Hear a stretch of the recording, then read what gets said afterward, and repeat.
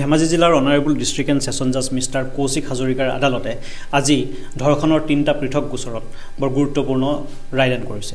আজি ৰায়দান কৰা প্ৰথমটো গোচৰৰ আসামী নিৰণ চুতীয়া তেখেতৰ ওপৰত অভিযোগ আছিল যে তেখেতে ২০২১ চনত এগৰাকী ১২ বছৰীয়া নাবালিকাক তেখেতৰ ঘৰত ধৰ্ষণ কৰিছিল। পৰৱৰ্তী সময়ত গোচৰ ৰুজু হোৱাৰ পিছত আজি মাননীয় আদালতে তেখেতক পক্সো আইনৰ ৬ ধাৰাত দোষী সাব্যস্ত কৰিছে আৰু তেখেতক ৬ ধাৰাত ৩০ বছৰ সশ্ৰম কাৰাদণ্ড ৫০,০০০ টকা ফাইন বিহিছে। ৫০,০০০ টকা আদায় দিব নোৱাৰিলে তেখেতে অতিৰিক্ত ৩ বছৰ সশ্ৰম কাৰাদণ্ড খাটিব লাগিব।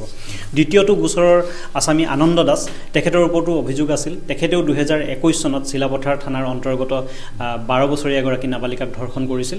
পৰৱৰ্তী সময়ত গোচৰ ৰুজু হোৱাৰ পিছত তেখেতকো আজি মাননীয় আদালতে দোষী সাব্যস্ত কৰিছে পক্সো আইনৰ ৬ ধাৰাত আৰু তেখেতক ২০ বছৰ সশ্ৰম কাৰাদণ্ড আৰু ২০,০০০ টকাৰ ফাইন বিহিছে। ২০,০০০ টকা তেখেতে আদায় দিব নোৱাৰিলে অতিৰিক্ত ২ বছৰ থাকিব লাগিব। অন্যটো গোচৰ ধেমাজি থানাৰ অন্তৰ্গত তেখেতৰ নাম দীপাংকৰ গোহাঁই।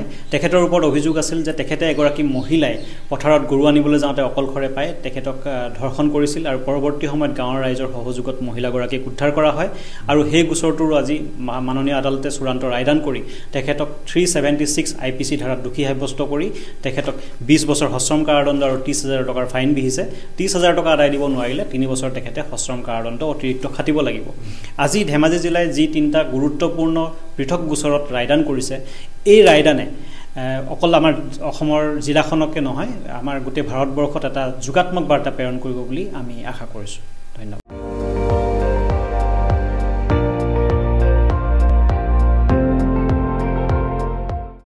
আপুনি চাই আছে ND24, সৰ্বশ্ৰেষ্ঠ নহয় সৰ্বোত্তমৰ দৌৰ।